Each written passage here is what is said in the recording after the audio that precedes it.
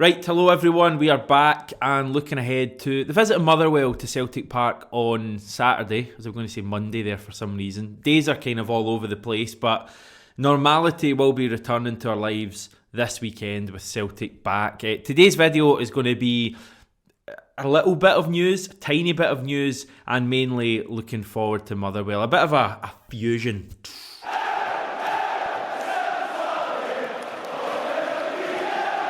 So, news-wise, just one real bit of news, actually, and they're quotes, so that's kind of cheating. From Jota, he has been chatting recently to Celtic TV about playing in the Champions League. Now, he did do it for Benfica, I had to double-check that, but certainly was nowhere near as important a player for them as he is for us right now. Jota says, "I dreamed about it when I was young, and right now I will have it again, and I'm so excited to play in front of these fans and for this shirt. I would have to say I got quite emotional when I walked onto the pitch for the first time and listened to the Champions League anthem when I made my debut. That was a very emotional moment for me and my family. I've never missed a Champions League weekday since I was a kid, so it's just tremendously proud for me and my family, and I just want to keep on delivering and have these amazing experiences because we don't know what tomorrow brings." Training, probably. I guess he means more generally. I just can't wait to get back into this wee period of fixtures, intense matches. Here's a wee reminder, by the way, of what we've got coming up, and this is just in October, which starts in 2 days' time, everyone. Some absolute crackers in there. 3 Champions League matches, and they will go a long way to deciding our fate in this year's Champions League. I feel like we're still waiting on that major Champions League result. Obviously we are, because we've not won a game yet, but you know what I mean? I feel as if our performances so far have deserved a bit more, and we've just either not quite been able to keep up the performance for 90 minutes like against Real Madrid, or we've just missed so many chances to win the game like we did against Shakhtar. So I feel like when it all comes together and we put in a 90-minute performance and we take our chances, we are going to get a big victory. I don't mean in terms of scoreline, well maybe, but I just think in terms of actually winning a game. Will it come next Wednesday away to Leipzig? It feels kind of like it might. Now, that's not me saying we're definitely going to win that game. I think it's going to be very difficult. As erratic as their form has been, they still, probably get better players than us, I think it's fair to say. And certainly more pedigree in Europe over the last 5-10 years. This is a team who have been to the semi-final of the Champions League, semi-final of the Europa League last year.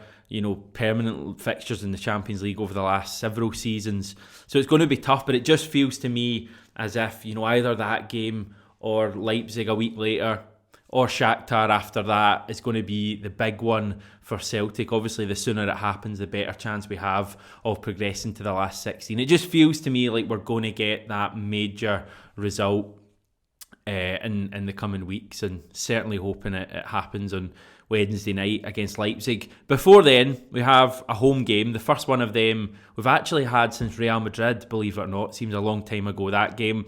And the first 3 p.m. Saturday kickoff for a competitive game since... Have a wee think. Can you work this one out? I doubt you'll get it. Well done if you have got it, by the way.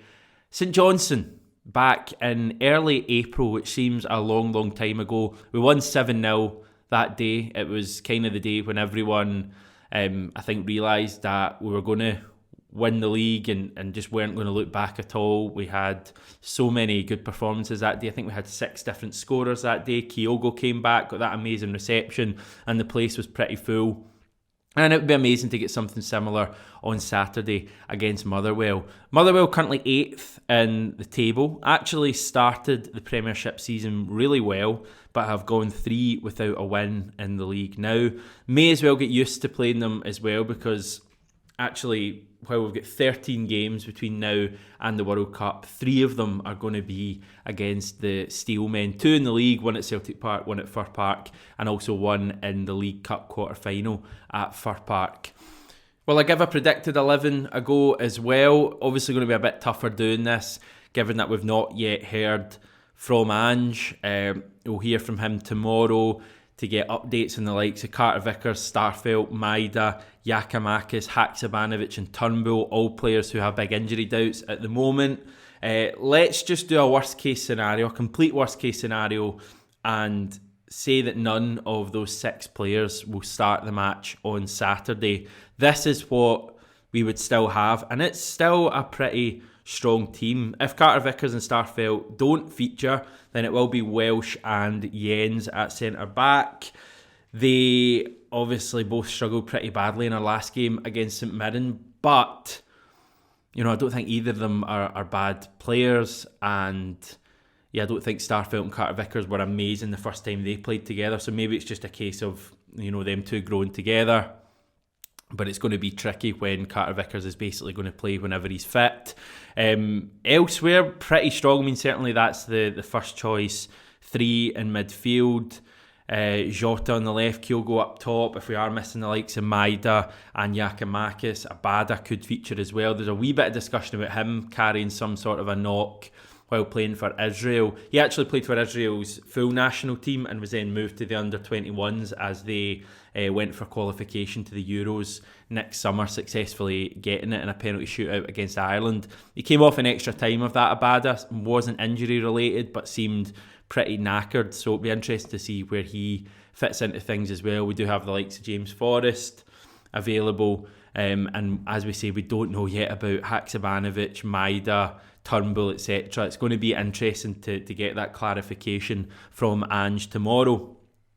By the way, referee is John Beaton, assistants are Dougie Potter and John McCrossan, and the fourth official is Duncan Williams. No video from us tomorrow, that's why I'm kind of doing this preview now, but we will have a reaction from Celtic Park after the game on Saturday as we get back into the proper football ahead of what is going to be a manic period. I know I've said this about 8 times already this season, but it is going to get properly underway right now. Well, not right now, on Saturday, I promise. And it's going to be spectacular. Chat to you then.